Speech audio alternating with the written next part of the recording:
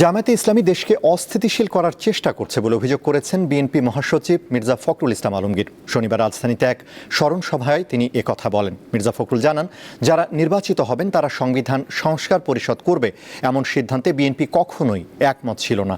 জামায়াত জনগণকে ভুল বোঝাচ্ছে।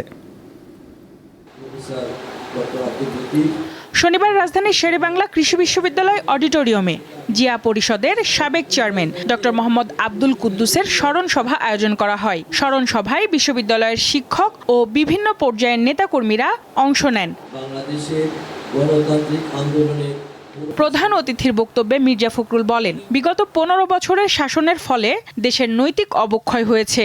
অর্থনীতি যেটাকে ধ্বংস করে দিয়ে গেছে ফ্যাসিস্ট আওয়ামী লীগ হাসিনা, কিচ্ছু নেই অর্থনীতির। আপনার লক্ষ লক্ষ কোটি টাকা দেনা, আপনারা জানেন, সবাই আমার চেয়ে ভালো কম জানেন না, 80 লক্ষ কোটি টাকা দেনা আমাদের।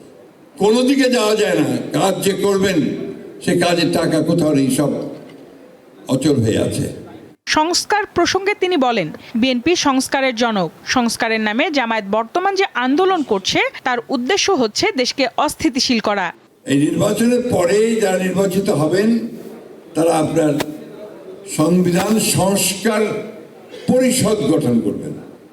এটার সঙ্গে একমত একেবারেই হয়নি, কারণ এটা কোনো নজির নেই। জামাতের নেতৃত্বে 11 দল তারা এটার উপরে আন্দোলন করছে।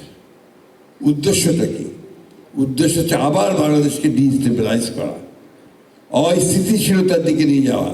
স্মরণ সভায় দলের নাম ভাঙিয়ে নতুন সংগঠন খোলার কঠোর সমালোচনা করেন বিএনপি মহাসচিব। দয়া করে যা পরিষদের দোকান খুলবেন না, এর দোকান দরকার নেই আমাদের। আমাদের দরকার শ্রেষ্ঠ মানুষগুলোকে, আমাদের দরকার গবেষকদেরকে, আমাদের দরকার ভালো মানুষদেরকে যারা পথ দেখাবে, পথ পরিচালনা করবে। দেশকে এগিয়ে নিতে সবাইকে ঐক্যবদ্ধ থেকে কাজ করতে হবে বলে জানান এই বর্ষিয়ান রাজনীতিবিদ। সবচেয়ে বড় দরকার হবে জাতীয় ঐক্য। সঞ্জিতা প্লাবনী, দীপ্ত সংবাদ, ঢাকা।